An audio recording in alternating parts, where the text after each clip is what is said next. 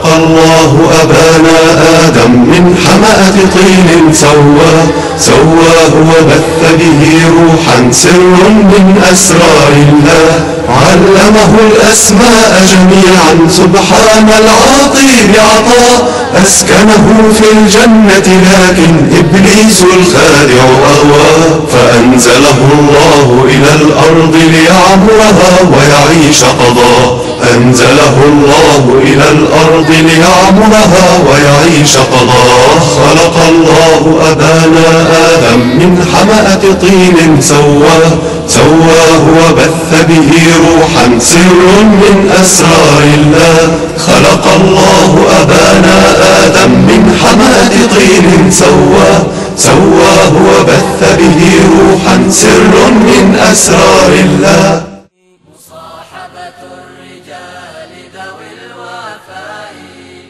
മനുഷ്യ സംസ്കാരം പിച്ചുവെച്ചു തുടങ്ങിയത് ഈജിപ്തിൽ നിന്നാണ്.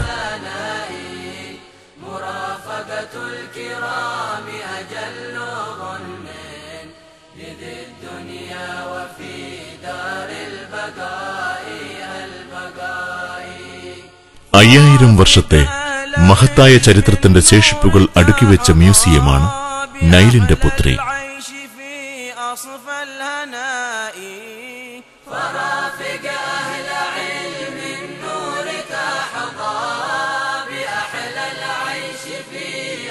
ജനപദങ്ങളുടെ ഉത്ഥാന പതനങ്ങൾക്ക് സാക്ഷിയായ ഇവിടെ ഭൂതവും വർത്തമാനവും ഭാവിയും കെട്ടുപിണഞ്ഞു കിടക്കുന്നു.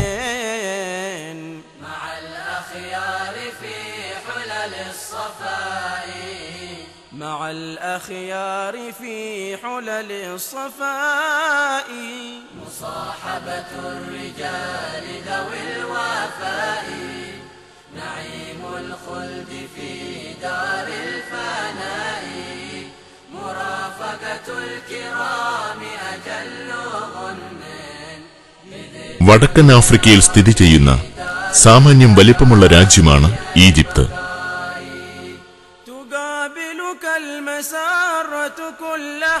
പടിഞ്ഞാറ് ലിബിയ, തെക്ക് സുഡാൻ, വടക്കുകിഴക്ക് ഇസ്രായേൽ, വടക്ക് മധ്യധരണ്യാഴി, കിഴക്ക് ചെങ്കടൽ എന്നിവയാണ് അതിരുകൾ.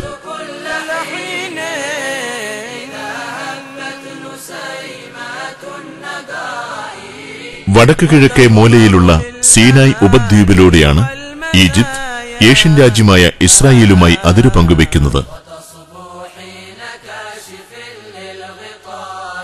ഈജിപ്തിന്റെ മൊത്തം വിസ്തൃതിയുടെ 90% ഭാഗം സഹാറ മരുഭൂമിയാണ്.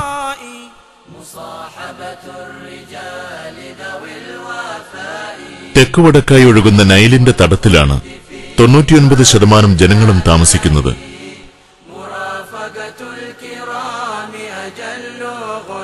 നൈലിനെ ഈജിപ്തിൽ നിന്നും കുറച്ചാൽ ബാക്കിയാകുന്നത് സഹാറ മരുഭൂമി മാത്രം.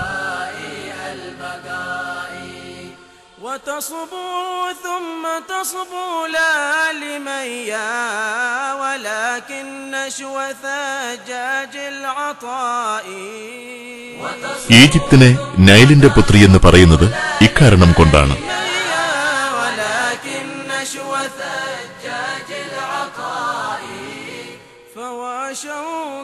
പുരാതന ഗ്രീക്ക് പദമായ ഈജിപ്റ്റോപ്സിയിൽ നിന്നാണ് ഈജിപ്ത് എന്ന ഇംഗ്ലീഷ് നാമമുണ്ടായത്.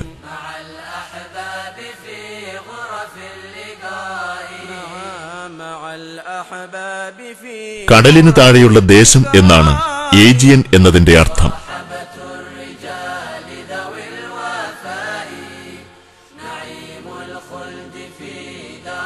ആഫ്രിക്കൻ വൻകരയിലാണ് സ്ഥാനമെങ്കിലും ആഫ്രിക്കയുടെ സാമാന്യ സ്വഭാവത്തിൽ നിന്ന് ഏറെ അകലെയാണ് ഈജിപ്ത്.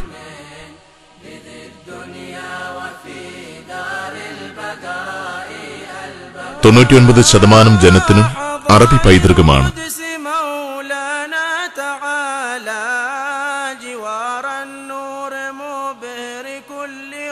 ഇവരുടെ ഭാഷയും സംസ്കാരവും ജീവിതശൈലിയുമെല്ലാം അറബ് പാരമ്പര്യവുമായി ബന്ധപ്പെട്ടിരിക്കുന്നു.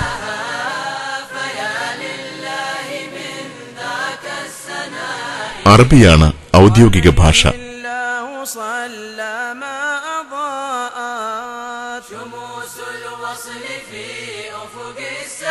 അറബി ഭാഷയിൽ ഈജിപ്തിന്റെ ഔദ്യോഗിക നാമം മിസർ എന്നാണ്. രാഷ്ട്രം എന്നാണ് മിസർ എന്ന പദത്തിന്റെ അർത്ഥം.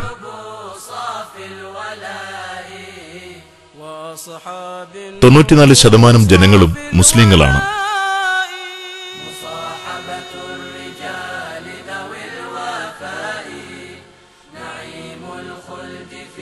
മണ്ണും മാനവും നിറഞ്ഞു നിൽക്കുന്ന പിരമിഡുകളും മരുഭൂമിയിലെ ഭ്രമാത്മകമായ മണൽ രൂപങ്ങളും മരുസാഗരത്തിൽ സ്വർണം വിളയിക്കുന്ന നൈൽ നദിയും ആരെയും അതിശയിപ്പിക്കും.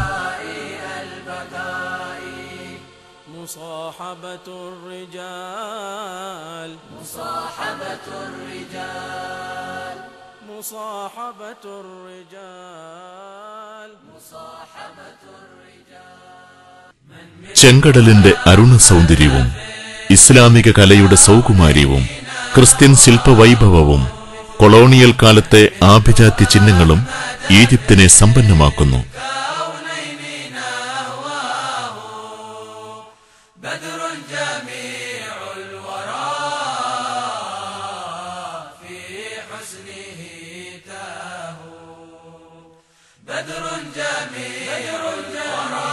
പ്രവാചകന്മാരുടെയും പുണ്യപുരുഷന്മാരുടെയും പർണശാലയായിരുന്നു ഈജിപ്ത്.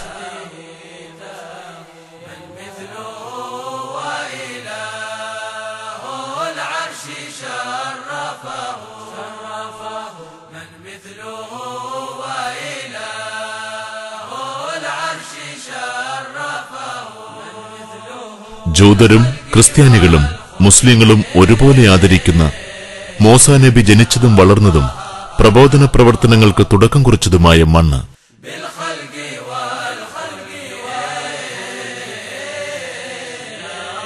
ഹാറൂൺ നബിയുടെ നാട്.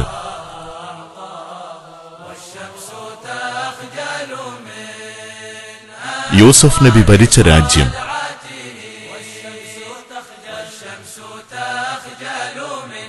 പ്രവാചകരുടെ കുലപതിയായ ഇബ്രാഹിം നബിയും സഹോദരപുത്രൻ ലൂത്തും കുറച്ചുകാലം കഴിച്ചുകൂട്ടിയ പ്രദേശം.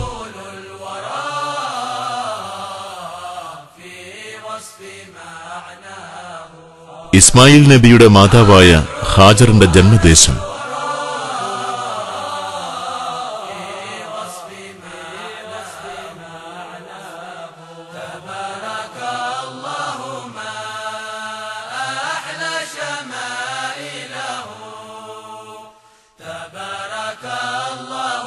നൂറ്റാണ്ടുകളോളം ഇസ്ലാമിക സംസ്കാരത്തിന്റെയും വിജ്ഞാനത്തിന്റെയും കേന്ദ്രങ്ങളിലൊന്നായി പരിലസിച്ച രാജ്യം.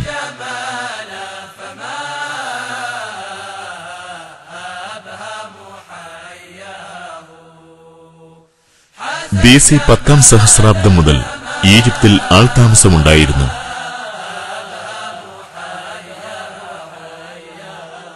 BC 4ാം സഹസ്രാബ്ദം മുതൽ ഈജിപ്ത് സാംസ്കാരിക ലക്ഷണങ്ങൾ കാണിച്ചു തുടങ്ങി.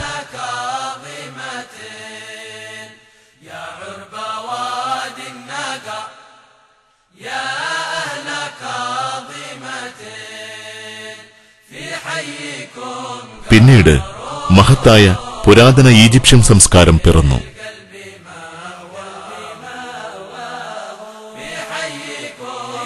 ഫറോവമാരിലൂടെയും ഗ്രീക്ക് റോമൻ അറബി അധിനിവേശങ്ങളിലൂടെയും ഈജിപ്ഷ്യൻ സംസ്കാരം ഉജ്ജ്വലമായി വളർന്നു.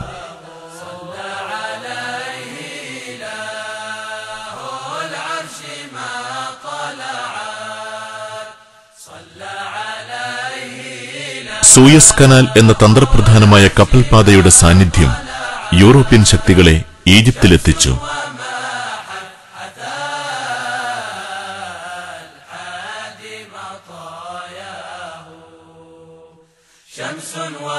(1882) മുതൽ കോളനിയായെങ്കിലും 1922 സ്വാതന്ത്ര്യം നേടി.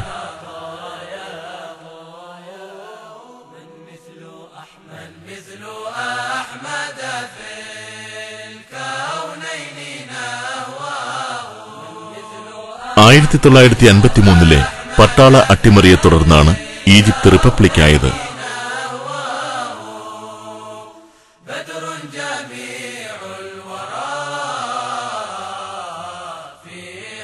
(2005) ആദ്യം ബഹുകക്ഷി തെരഞ്ഞെടുപ്പ് നടന്നെങ്കിലും 24 വർഷമായി അധികാരത്തിലിരുന്ന ഹുസ്നി മുബാരക് തന്നെയാണ് വീണ്ടും പ്രസിഡന്റായി തെരഞ്ഞെടുക്കപ്പെട്ടത്.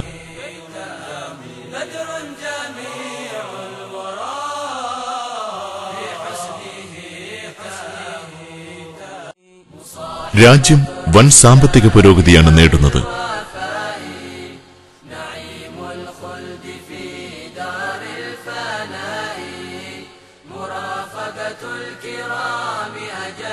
ഇസ്രായേലുമായി നിരന്തരം യുദ്ധം ചെയ്ത് പരാജയത്തിൽ നിന്ന് പാഠം ഉൾക്കൊണ്ട വമ്പൻ സൈന്യം രാജ്യത്തെ സദാ കാക്കുന്നു.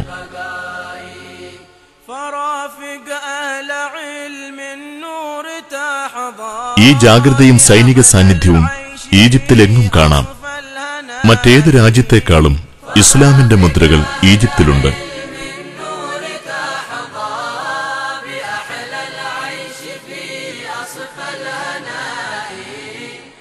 രണ്ടാം ഖലീഫ ഉമർ ബിൻ ഖത്താബിന്റെ കാലത്താണ് ഇസ്ലാമിന് മുന്നിൽ ഈജിപ്തിന്റെ വാതിലുകൾ തുറക്കപ്പെട്ടത്.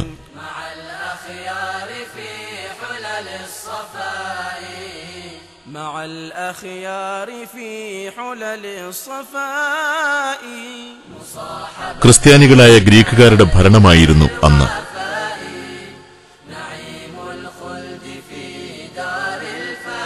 എന്നാൽ ഈജിപ്തിലെ ക്രിസ്ത്യാനികളെ ഇവർ അംഗീകരിച്ചിരുന്നില്ല.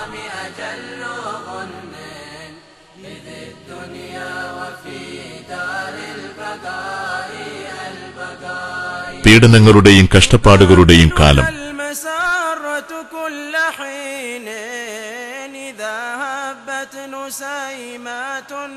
കാര്യക്ഷമമായ ഭരണമോ ജനക്ഷേമ നടപടികളോ ഇല്ലാതെ ഈജിപ്തുകാർ മാറ്റത്തിനുവേണ്ടി ദാഹിക്കുകയായിരുന്നു.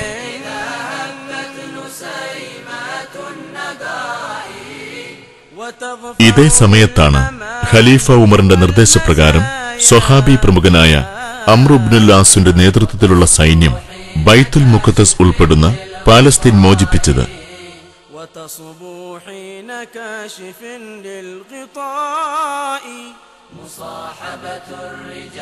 പാലസ്തീനും ഈജിപ്തിനുമിടയിൽ പ്രത്യേക അതിർത്തികളില്ലായിരുന്നു. അതുകൊണ്ടുതന്നെ പാലസ്തീന്റെ സുരക്ഷിതത്വത്തിന് ഈജിപ്തിന്റെ മേലുള്ള നിയന്ത്രണം ആവശ്യമാണെന്ന് അംർ ഇബ്നുൽ ആസ് മനസ്സിലാക്കി. നൈൽ നദിയുടെയും മുഖത്തം പർവ്വതത്തിന്റെയും മധ്യത്തിലെ സമതല പ്രദേശമായ ഫുസ്ത്വാത്ത് തലസ്ഥാനമാക്കിയാണ് അംർ ഇബ്നുൽ ആസ് ഇസ്ലാമിക ഭരണത്തിന് അടിത്തറയിട്ടത്.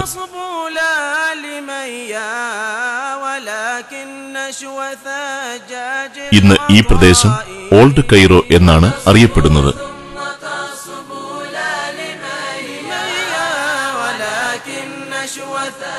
ഫാത്തിഹ് മിസർ അഥവാ ഈജിപ്തിന്റെ വിമോചകൻ എന്നാണ് അംർ അറിയപ്പെടുന്നത്.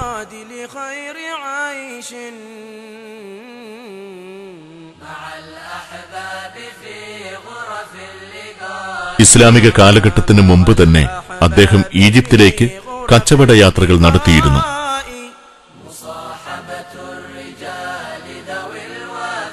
ദീർഘവീക്ഷണവും കുശാഗ്രബുദ്ധിയും യുദ്ധതന്ത്രജ്ഞതയും അതിലുപരി മനുഷ്യപ്പറ്റും അദ്ദേഹത്തെ അതുല്യനാക്കി.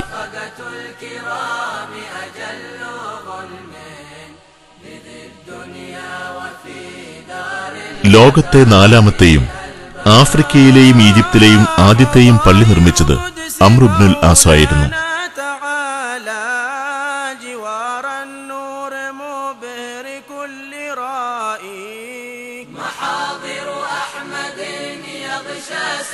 AD 642 ഫുസ്താത്തിൽ സ്ഥാപിതമായ മസ്ജിദ് അംർ ഇബ്നുൽ ആസ് രൂപപരിണാമങ്ങളോടെയാണെങ്കിലും ഇന്നും അപൂർവ കാഴ്ചയായി നിൽക്കുന്നു.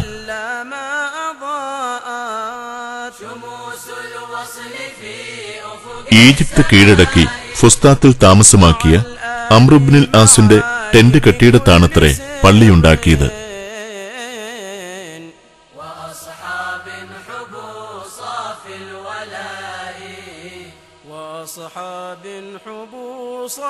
നൈലിന്റെ തീരത്ത് സത്യവിശ്വാസത്തിന്റെ ആദ്യപാഠങ്ങൾ പകർന്നത് ഇവിടെ നിന്നാണ്.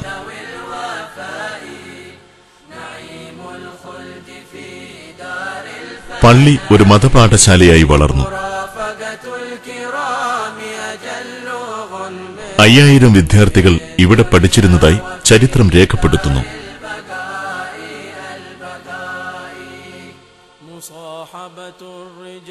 ഇമാം ഷാഫിയെ പോലെ മഹാഗുരുക്കന്മാർ ഇവിടുത്തെ ഉസ്താദുമാരായി.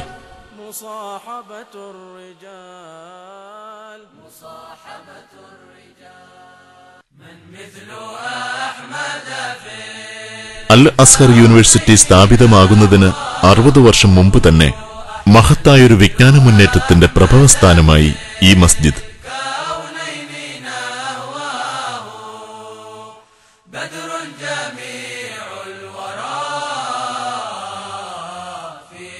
ഇരുപത്തൊൻപത് മീറ്റർ വീതിയും 17 മീറ്റർ നീളവുമായിരുന്നത്രേ തുടക്കത്തിൽ പള്ളിക്കുണ്ടായിരുന്നത്.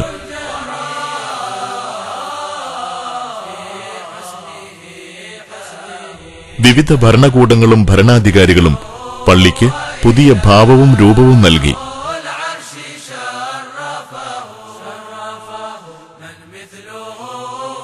1906 അബ്ബാസ് ഹിൽമി രണ്ടാമന്റെ കാലത്താണ് അവസാനമായി പൂർണ്ണമായി പുതുക്കിപ്പണിതത്.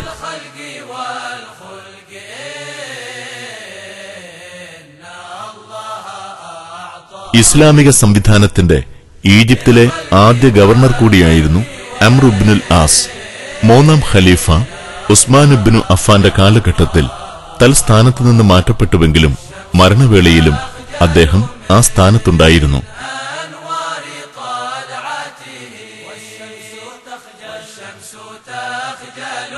ചുരുങ്ങിയ ഒരു കാലഘട്ടത്തിനുള്ളിൽ പലസ്തീൻ, ഈജിപ്ത്, ലിബിയ തുടങ്ങിയ രാജ്യങ്ങൾ ഇസ്ലാമിനെ അധീനപ്പെടുത്താൻ അംർ ഇബ്നുൽ ആസിക്ക് കഴിഞ്ഞു.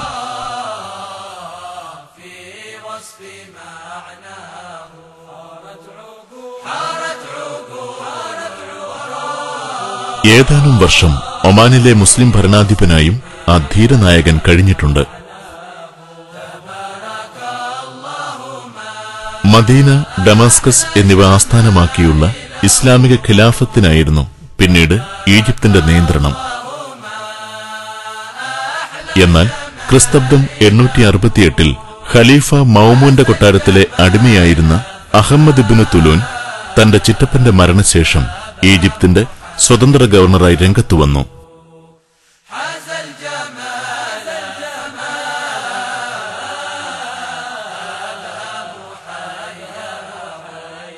ഖുർആൻ ഹദീസ് പണ്ഡിതനും കർമ്മശാസ്ത്ര വിദഗ്ധനുമായ അദ്ദേഹത്തിന്റെ ഭരണകാലത്ത് ഈജിപ്ത് ഏറെ അഭിവൃദ്ധി പ്രാപിച്ചു.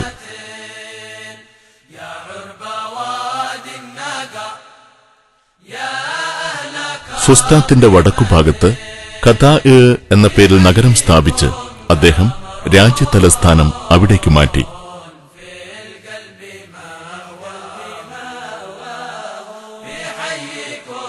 ഇന്ന് പഴയ കൈറോയുടെ ഭാഗമായ ഇവിടെ ഒരു കുന്നിൻ പ്രദേശമായിരുന്നത്രേ.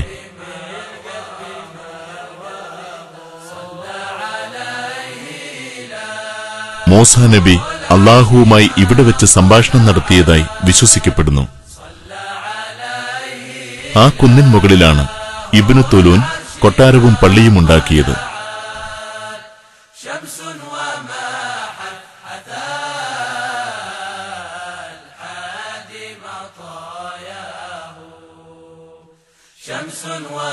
ലോകത്തിലെ ഏറ്റവും സുന്ദരമായ മുസ്ലിം പള്ളികളിലൊന്നാണിത്. 3 വർഷത്തെ നിർമ്മാണത്തിനൊടുവിൽ 879 തുറന്നുകൊടുത്ത പള്ളിക്ക് ഇസ്ലാമിക വാസ്തുകലയുടെ അപൂർവതകൾ തുടിച്ചു നിൽക്കുന്ന നിർമ്മിതിയാണ്.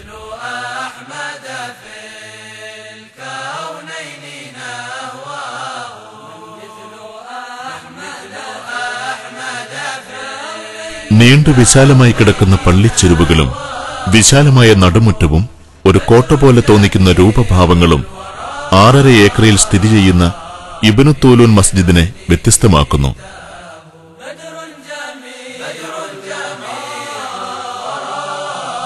(162 മീറ്റർ നീളവും 161 മീറ്റർ വീതിയുമാണ് ഇതിനുള്ളത്.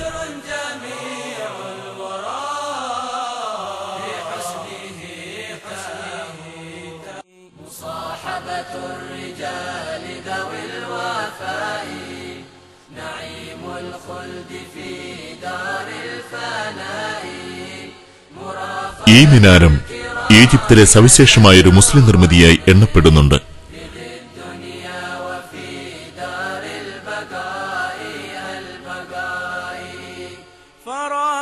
ഈജിപ്തിലെ ആദ്യത്തെ മൂന്നാമത് പള്ളിയായി ഗണിക്കപ്പെടുന്ന ഇവിടെ പ്രസിദ്ധമായൊരു മതപഠന കേന്ദ്രവും നടന്നിരുന്നു.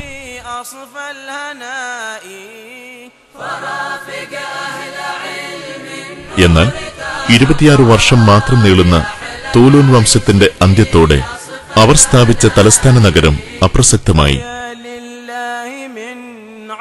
നിരവധി തവണ പുനർനിർമ്മാണം നടത്തിയ മസ്ജിദിന് 1992 ഭൂകമ്പത്തിൽ സാരമായ കേടുപാട് പറ്റി. ഇതേ തുടർന്ന് അത് പുതുക്കിപ്പണിയുകയായിരുന്നു.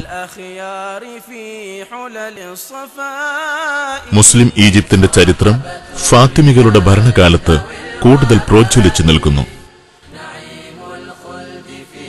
ഷിയാക്കളിലെ ഇസ്മായിലി വിഭാഗമാണ് ഫാത്തിമികൾ. ടുണീഷ്യയിലാണ് ഇവരുടെ ഉത്ഭവം. തിരുനബിയുടെ പുത്രി ഫാത്തിമ ബീവിയുടെ പേര് സ്വീകരിച്ചാണ് അവർ ഫാത്തിമികൾ എന്ന് സ്വയം വിശേഷിപ്പിച്ചത്.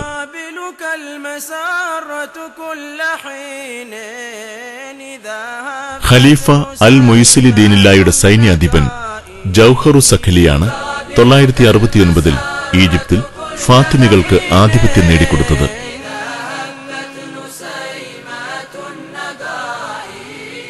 അംർ ഇബ്നുൽ ആസ് തലസ്ഥാനമായി നിർമ്മിച്ച ഫുസ്താത്ത് പട്ടണത്തിൽ നിന്ന് മാറി അൽ മൻസൂരിയ എന്ന സ്ഥലത്ത് ജൗഹർ പുതിയ തലസ്ഥാനം പണിതു.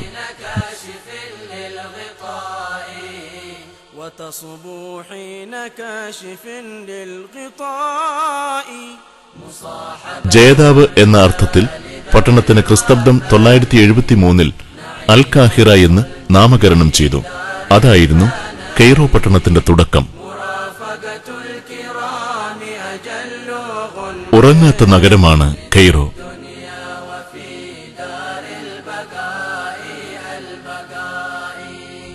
ആഫ്രിക്കയിലെ ഏറ്റവും വലിയ പട്ടണം.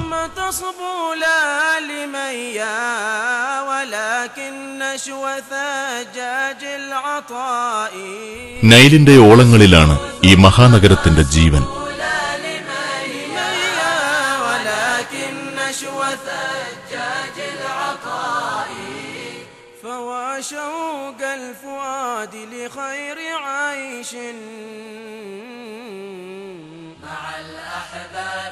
മിനാരങ്ങളും കോട്ടക്കെട്ടുകളും മധ്യകാലത്തെ തിരിച്ചു വിളിക്കുന്ന നിർമ്മിതികളുമായി കെയ്റോയുടെ ചക്രവാളം അതിരു തേടുന്നു.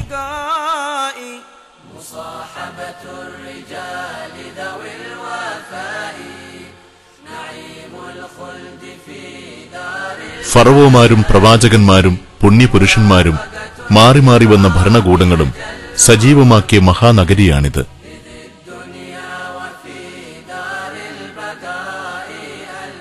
കിഴക്കും പടിഞ്ഞാറും ഇവിടെ സമ്മേളിക്കുന്നു. ചരിത്രവും വർത്തമാനവും തോളുരുമി നിൽക്കുന്നു. ഇതിലധികവും വിദൂര ഗ്രാമങ്ങളിൽ നിന്ന് കുടിയേറിയവരാണ്.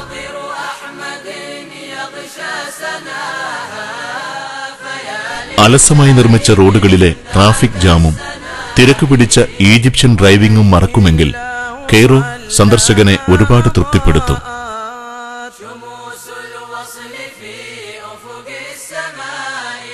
നൈലിന്റെ തീരങ്ങൾ കെയ്റോയുടെ ഏറ്റവും ആധുനിക മുഖമാണ്. കെയ്റോയുടെ തെക്കുഭാഗത്തായിരുന്നത്രേ പുരാതന ഈജിപ്തിന്റെ ആദ്യ തലസ്ഥാനമായ മെംഫിസ്. ആദ്യത്തെ ഫറോവയായി അറിയപ്പെടുന്ന നെസിന്റെ പട്ടണം. അവിടം പിൽക്കാലത്ത് റോമക്കാർ ബാബിലോൺ എന്ന പേരിൽ തങ്ങളുടെ ആസ്ഥാനമാക്കി.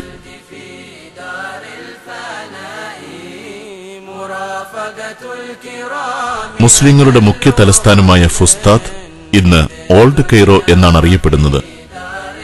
അറബ് ലീഗിന്റെ ആസ്ഥാനവും ആധുനിക അറബി ഭാഷയുടെ കളിത്തൊട്ടിലുമായ കെയ്റോയ്ക്ക് അന്താരാഷ്ട്ര തലത്തിൽ നിർണായകമായ സ്ഥാനമാണുള്ളത്.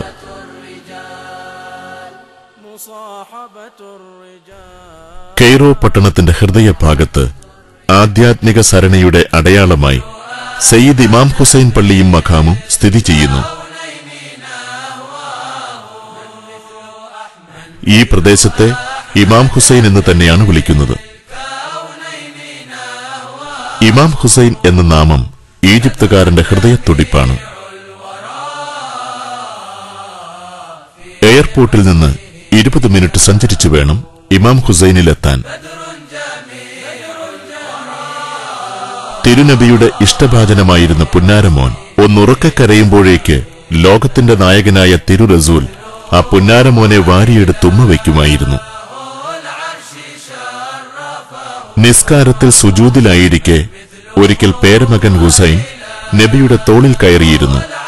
അവന്റെ ആവശ്യം കഴിയട്ടെയെന്ന് കരുതി ഞാൻ സുജൂദ് ദീർഘിപ്പിച്ചുവെന്നാണ് പുണ്യ റസൂൽ ഇതേപ്പറ്റി പറഞ്ഞത്. എന്നാൽ ആ വാത്സല്യവും സ്നേഹവും അറിയാത്ത ദുഷ്ടന്മാർ നബിയുടെ പേരമക്കളുടെ രക്തത്തിൽ കൈകഴുകി. 4ാം ഖലീഫയ്ക്ക് ശേഷം മുആവിയയുടെ ഭരണമായിരുന്നു. ശേഷം രാജ്യസാരഥ്യമേറ്റത് അനർഹനായ യസീദ്. അയാളെ അംഗീകരിക്കാൻ ഇമാം ഹുസൈൻ തയ്യാറായില്ല. ഹിജ്റ 61 കർബലയിൽ യസീദിന്റെ പട്ടാളം നബി കുടുംബത്തെ കൂട്ടക്കശാപ്പ് ചെയ്തു.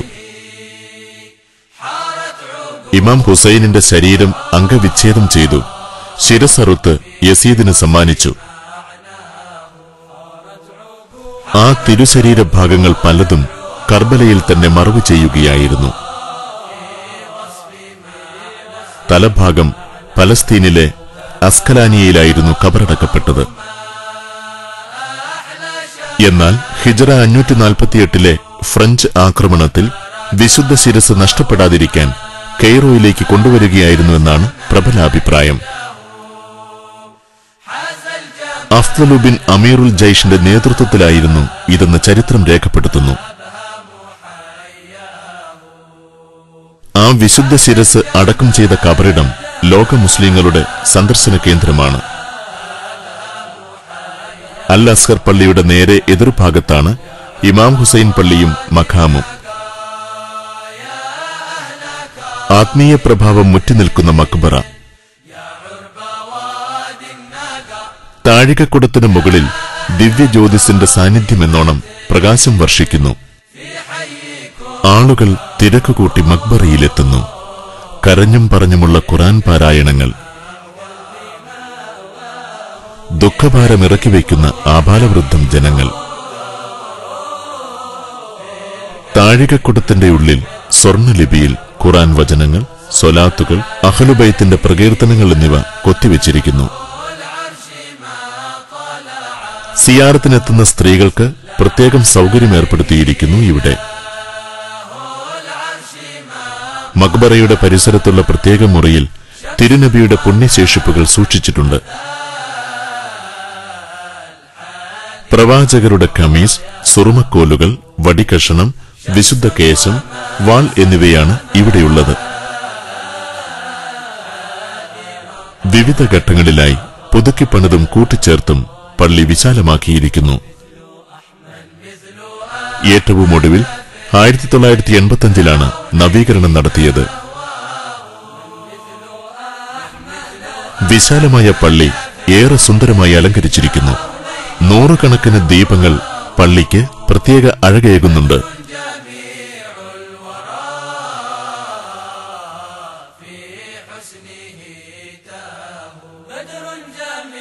ഒരു വെള്ളിയാഴ്ചയാണ് ഞങ്ങൾ ഇവിടെ എത്തിയത്.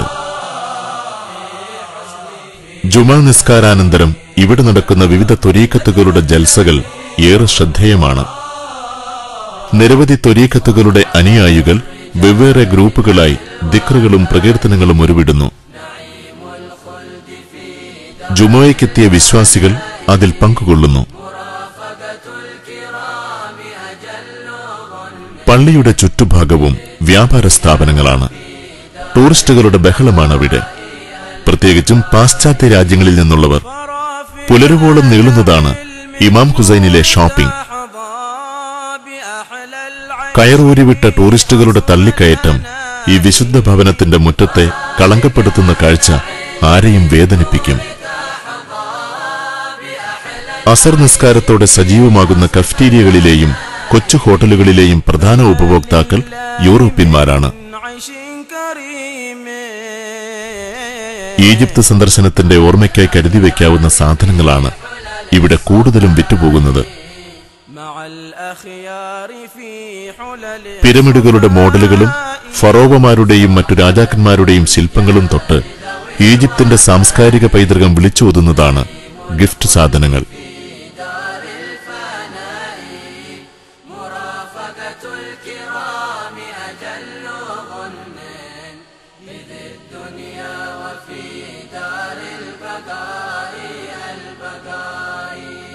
കെയ്റോയുടെ തിലകക്കുറിയാണ് സലാഹുദ്ദീൻ അയ്യൂബിയുടെ കോട്ട.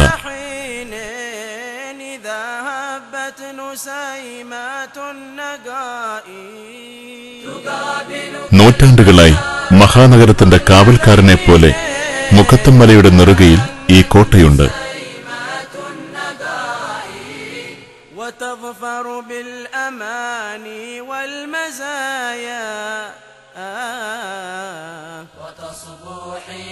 കെയ്റോയിലെ ഏറ്റവും വലിയ ടൂറിസ്റ്റ് ആകർഷണങ്ങളിലൊന്നുമാണിത്.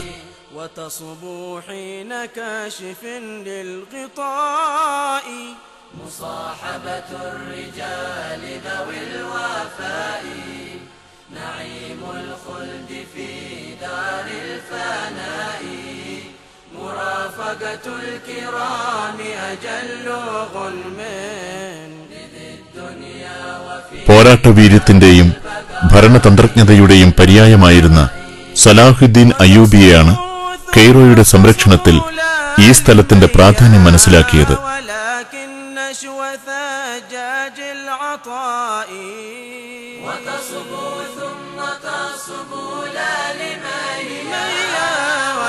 ആയിരത്തി 1176 1183 ഇടയിലാണ് അയ്യൂബിയുടെ നിർദ്ദേശപ്രകാരം കോട്ടയുടെയും ചുറ്റുമതിലിന്റെയും ആദ്യഘട്ടം പൂർത്തിയാകുന്നത്.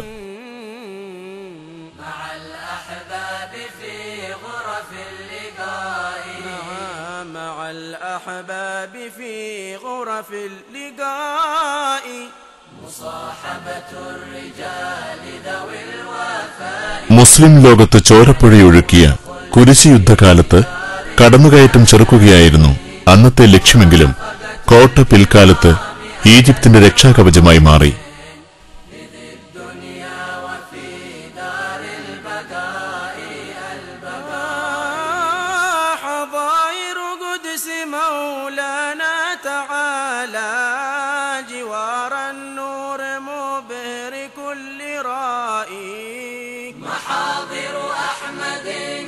പത്ത് മീറ്റർ ഉയരവും 3 മീറ്റർ വീതിയുമുള്ളതായിരുന്നു ചുറ്റുമതിൽ.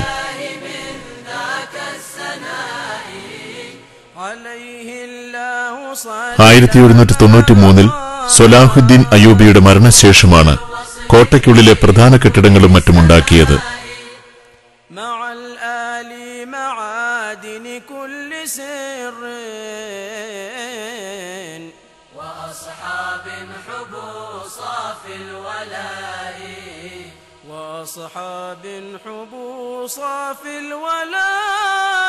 മാറി മാറി വന്ന ഭരണകൂടങ്ങളുടെ ആസ്ഥാനമായിരുന്നു ഇത്.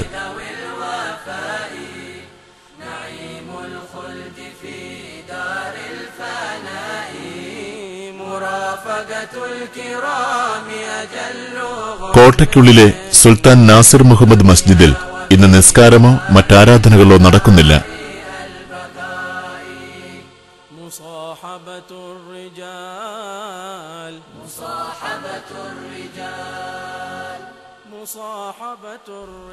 മൂന്ന് വ്യത്യസ്ത കാലങ്ങളിൽ ഈജിപ്തിന്റെ ഭരണച്ചങ്കോലേന്തിയ നാസിർ മുഹമ്മദ് കോട്ടയുടെ ഭൂരിഭാഗവും പൊളിച്ചുമാറ്റി പുതുക്കിപ്പണിയുകയായിരുന്നു.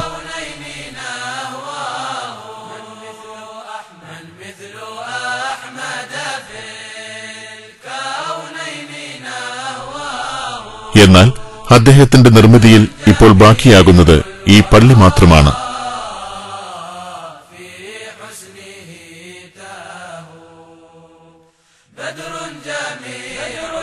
1318 നിർമ്മാണം ആരംഭിച്ച ഇത് പൂർത്തിയാക്കിയത് 1355 അത്രേ.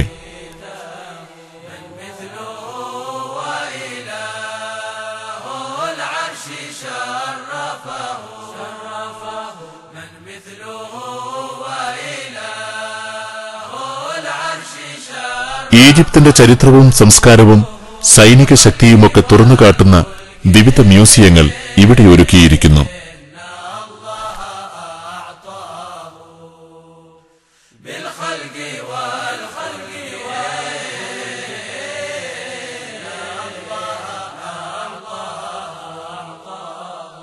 ഇതിൽ ഏറ്റവും പ്രധാനപ്പെട്ടതാണ് സൈനിക മ്യൂസിയം.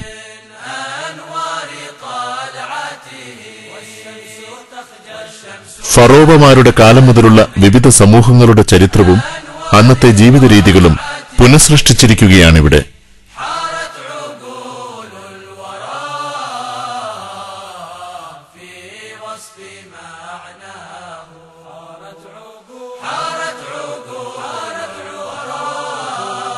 ഹുസ്നി മുബാരക് വരെയുള്ളവർ നയിച്ച വിവിധ പോരാട്ടങ്ങളെപ്പറ്റി ആഴത്തിൽ മനസ്സിലാക്കാൻ ഈ മ്യൂസിയം അവസരമൊരുക്കുന്നു.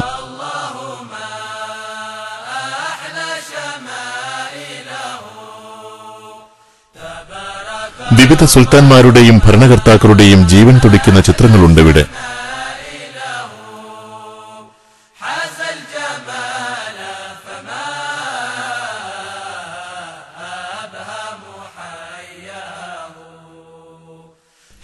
മ്യൂസിയത്തിന് പുറത്ത് രാജ്യത്തിന്റെ സൈനിക ശക്തിയുടെ അടയാളങ്ങളായി പീരങ്കികൾ മുതൽ യുദ്ധവിമാനങ്ങൾ വരെയുള്ളവ അണിനിരത്തിയിരിക്കുന്നു.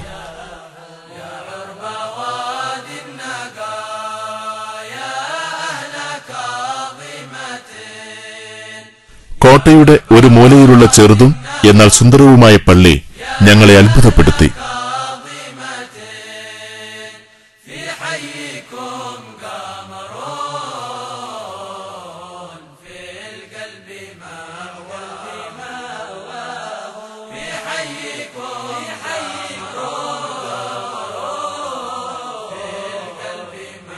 കാരണം പ്രമുഖ സ്വഹാബി വര്യനായ സാരി അൽ ജബലിന്റെ മഖ്ബറ ആദരങ്ങളോടെ പരിപാലിക്കപ്പെട്ടു പോരുന്നുണ്ട്.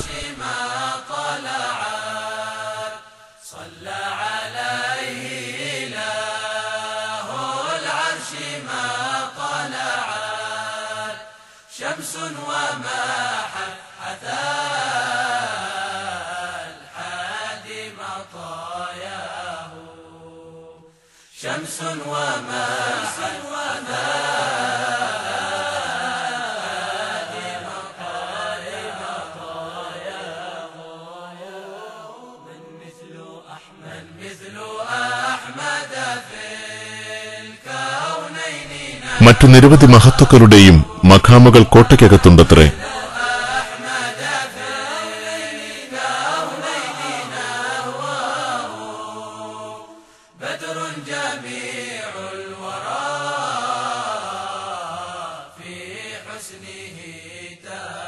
അവയിൽ ചിലത് പ്രത്യേകം അടയാളപ്പെടുത്തിയിരിക്കുന്നു.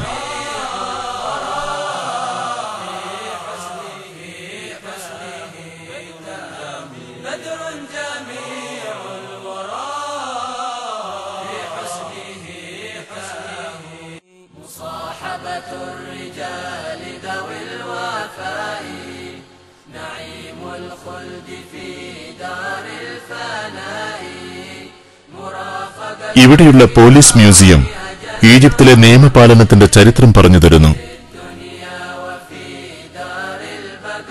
വിവിധ ആയുധങ്ങൾ, പ്രസിദ്ധരായ അക്രമികൾ, കള്ളന്മാർ, കൊലപാതകികൾ എന്നിവരെപ്പറ്റിയുള്ള വിവരങ്ങളും വിവിധ കാലഘട്ടങ്ങളിലെ നിയമപാലനത്തിന്റെ ചരിത്രവും പ്രദർശനത്തിൽ ഉൾപ്പെടുത്തിയിരിക്കുന്നു.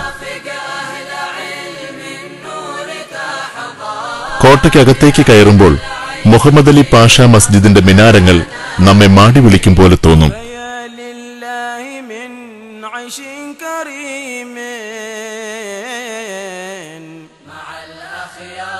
കോട്ടയ്ക്കകത്തെ പ്രധാന ആകർഷണമാണിത്. തുർക്കിയുടെ തലസ്ഥാനമായ ഇസ്തംബൂളിലെ വിശ്വപ്രസിദ്ധമായ സുൽത്താൻ അഹമ്മദ് മസ്ജിദിന്റെ ഫോട്ടോ കോപ്പി എന്ന് തോന്നിപ്പിക്കും വിധമാണ് ഇതിന്റെ രൂപകൽപ്പന.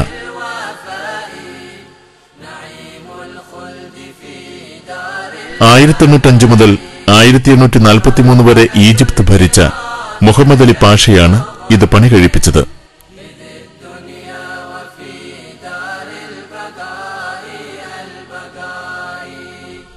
തുർക്കിക്കാരനായ യൂസുഫ് ബോഷ്നാക് എന്ന ആർക്കിടെക്റ്റാണ് സുന്ദരമായ ഈ മസ്ജിദ് രൂപകൽപ്പന ചെയ്തത്.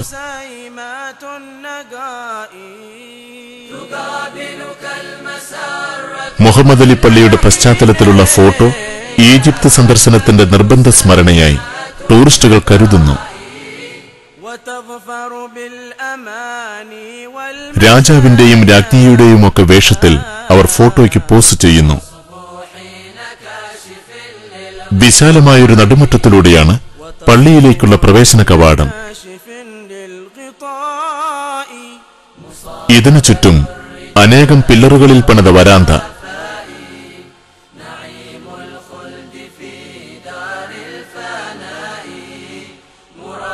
നടുമുറ്റത്തിനു മധ്യത്തിൽ അംഗസ്നാനം നടത്താനുള്ള പ്രത്യേക സൗകര്യമുണ്ട്.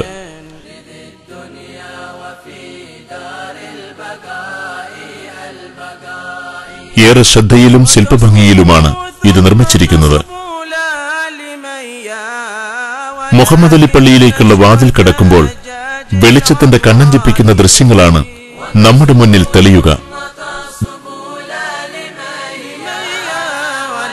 വിശാലമായ അകമ്പള്ളി നിറയെ തൂക്കുവിളക്കുകൾ.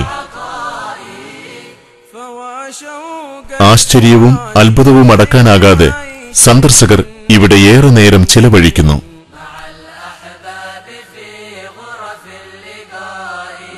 ആരാധനാ കർമ്മങ്ങളിലുപരി ഈ പള്ളി ടൂറിസ്റ്റുകൾക്കായി ഒഴിച്ചിട്ട പോലെ തോന്നും ഇവിടുത്തെ കാഴ്ചകൾ. ആൺപെൺ ഭേദമില്ലാതെ ആയിരക്കണക്കിന് പേരാണ് ഇവിടെ എത്തുന്നത്. ഭീമാകാരമായ താഴികക്കുടത്തിന്റെ അകം നിറയെ വിശുദ്ധ ഖുർആൻ വചനങ്ങളും വിശുദ്ധ നാമങ്ങളും ഉല്ലേഖനം ചെയ്തിരിക്കുന്നു. ഇവിടുത്തെ മിമ്പറയും മിഹ്റാബും ഏറെ ആകർഷണീയമാണ്.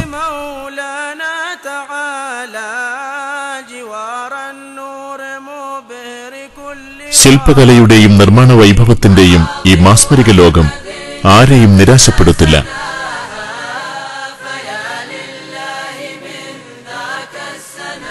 പള്ളിയുടെ ഒരു ഭാഗത്ത് തന്നെയാണ് മുഹമ്മദ് അലി പാഷയുടെ ഖബർ സ്ഥിതി ചെയ്യുന്നത്. അദ്ദേഹത്തെ ഖബറടക്കിയിരുന്നത് ഇവിടെയായിരുന്നില്ല.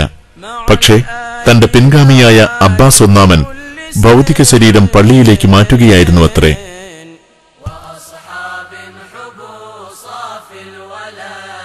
ആയിരം മിനാരങ്ങളുടെ പട്ടണമെന്ന് കെയ്റോയ്ക്ക് പേരുണ്ടായിരുന്നു.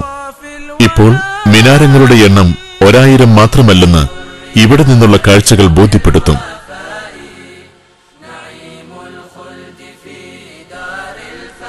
കെയ്റോയുടെ ചക്രവാളത്തിൽ നമ്മുടെ കണ്ണുകളെ പിടിച്ചുവലിക്കുന്ന നിർമ്മിതികളാണ് സുൽത്താൻ ഹസൻ മസ്ജിദും റിഫായി പള്ളിയും.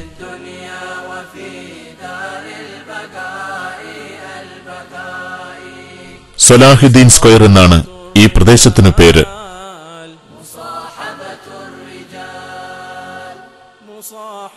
ഇസ്ലാമിക ലോകത്തെ ഏറ്റവും ഉയരം കൂടിയ മധ്യകാല നിർമ്മിതിയായിട്ടാണ് സുൽത്താൻ ഹസൻ മസ്ജിദ് ഗണിക്കപ്പെടുന്നത്.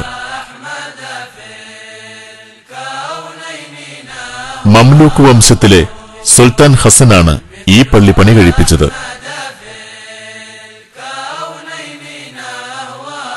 പള്ളി എന്നതിനേക്കാൾ ഒരു മതപഠന കേന്ദ്രമായാണ് ഇത് കൂടുതൽ പ്രശസ്തമായിട്ടുള്ളത്.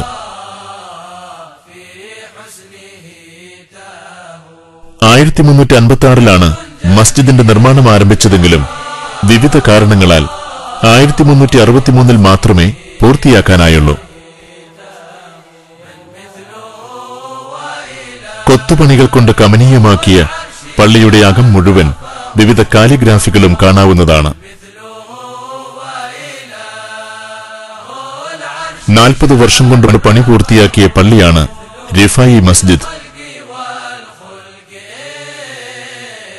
പ്രമുഖ സൂഫി ഗുരുവായ ഷെയ്ഖ് അലി റിഫായിയുടെ മഖാം ഇവിടെയാണുള്ളത്.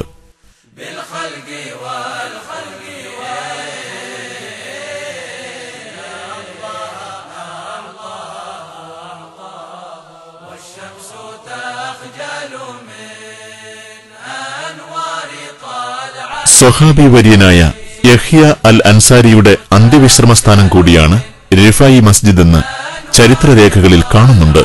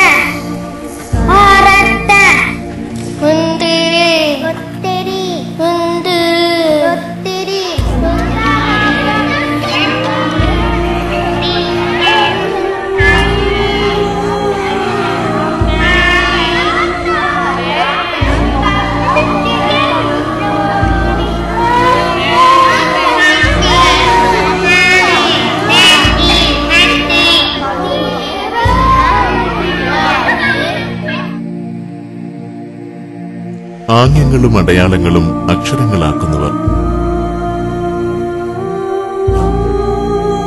കേൾവിയുടെ ലോകത്തെപ്പറ്റി ഇവർക്കറിയില്ല.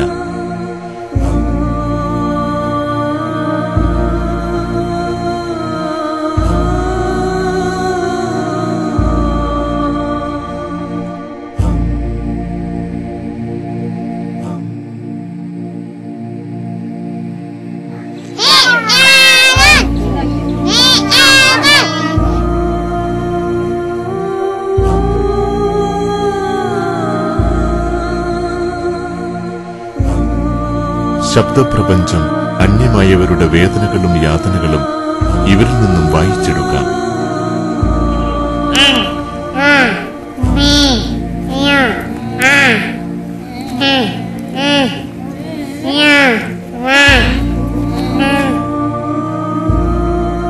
ബദർ വിദ്യാർത്ഥികൾക്കായുള്ള പ്രത്യേക ക്യാമ്പസിൽ എല്ലാ അടിസ്ഥാന സൗകര്യങ്ങളുമുണ്ട്.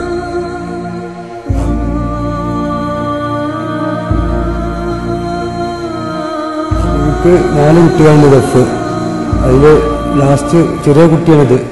ഇവിടെ പഠിക്കൽ തുടങ്ങിയതിൻ്റെ ശേഷം ഇവർക്ക് വലിയ മാറ്റങ്ങൾ എഴുതാനും ഇതിനൊക്കെ നല്ല കഴിവുണ്ട്. ഹോസ്റ്റലും ഇവിടെ താമസം തന്നെ നല്ല സൗകര്യമാണ്. ഭക്ഷണവും വസ്ത്രവും താമസവുമെല്ലാം ഇവർക്ക് സൗജന്യമായി ഒരുക്കിയിരിക്കുന്നു.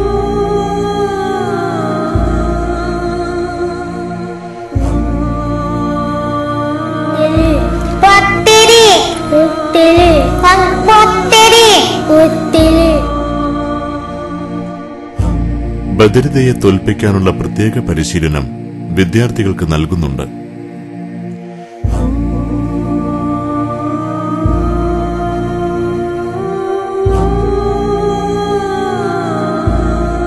ആംഗ്യങ്ങൾക്കും താളങ്ങൾക്കുമപ്പുറം ശബ്ദവീചികളുടെയും വാക്കുകളുടെയും യാഥാർത്ഥ്യത്തിലേക്ക് ഈ പിഞ്ചു കുഞ്ഞുങ്ങൾ ആനയിക്കപ്പെടുകയാണ്. അവിടെ വന്നതിന് ശേഷം സംസാര ശേഷിയൊക്കെ കൂടുതലുണ്ട്. ഞങ്ങൾക്ക് നല്ലൊരു സഹായമാണ് ഈ സ്കൂള്. ഞങ്ങളെ സാമ്പത്തികമായിട്ട് ഞങ്ങളെ പരിധിനേക്കാളും മുകളിലാണ് ഇവിടുത്തെ പഠിപ്പ്. ഞാൻ വിചാരിച്ചില്ലാതെ എൻ്റെ കുട്ടീൻ്റെ പഠിപ്പ് ഇവരായിട്ട് നടക്കുന്നുണ്ട്. കഴിഞ്ഞ പ്രാവശ്യം അതിൻ്റെ മുമ്പത്തെ പ്രാവശ്യമൊക്കെ പരീക്ഷകളിലൊക്കെ നല്ല മാർക്കും പരിചരണം ഒക്കെ നല്ല ആവശ്യത്തിന് കിട്ടുന്നുണ്ട്. ഞങ്ങൾക്ക് സ്കൂളിനെ പറ്റി എനിക്ക് നല്ല അഭിപ്രായമാണ്. സാമ്പത്തികമായിട്ട് ഭയങ്കര പരാധീനത അനുഭവപ്പെടുന്ന സ്ഥാപനങ്ങളാണ് ഇതൊക്കെ. ഞങ്ങൾ സഹായങ്ങളൊന്നും രക്ഷിതാക്കളുടെ സഹായങ്ങളൊന്നും ഇതിന് കിട്ടുന്നില്ല. സാമ്പത്തികമായിട്ടുള്ള ഒരു നല്ല സഹായം ഉണ്ടെങ്കിലേ സ്ഥാപനങ്ങൾ നടത്തിക്കൊണ്ടുപോകാനും ഇതിൻ്റെ ആൾക്കാർക്ക് കഴിയുന്നു.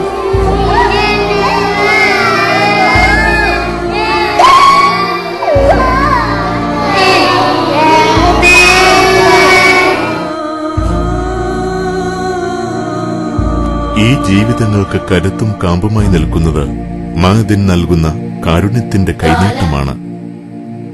വൈകല്യങ്ങളെ തോൽപ്പിക്കാൻ പോന്ന ഓജസ്സുണ്ട് ഈ ബാല്യങ്ങളിൽ. അവയെ കണ്ടെത്തുകയും പരിപോഷിപ്പിക്കുകയുമാണ് മഹദിൻ ചെയ്യുന്നത്.